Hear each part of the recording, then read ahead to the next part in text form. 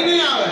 बदलिए इस समाज को। आप लोग युवा हैं, अगर नहीं बदल सकते हैं तो धिक्कार हो जाएगा ऐसे युवाओं के ऊपर। अपने आप को बदलिए, इस गरीबी से निकलिए। आपको यही एक एज है, ये आपके जीवन का सबसे बहुमूल्य एज है।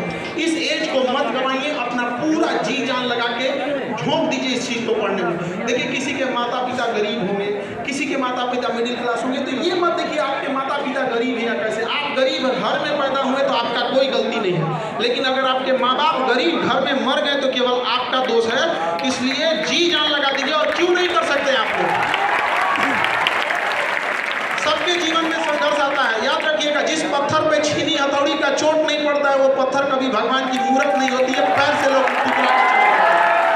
तो जीवन में यदि आपको तकलीफ हो रहा है तो याद रखिएगा, ऊपर वाला आपको पत्थर जैसे शरीर को काट के मूर्त बनाना चाह रहा है। भागिए नहीं इस चीज से, कुछ देर बर्दाश्त करिए, फिर लोग आपको पूजने आएंगे यहाँ पर और बुलंदी के शिखर पे चले जाइएगा। लेकिन कभी अपने अंदर अहंकार मत लाइएगा। अहंकार तो रावण का नहीं बचा, तो हम लोग कौन डेगची के मसाला है जी?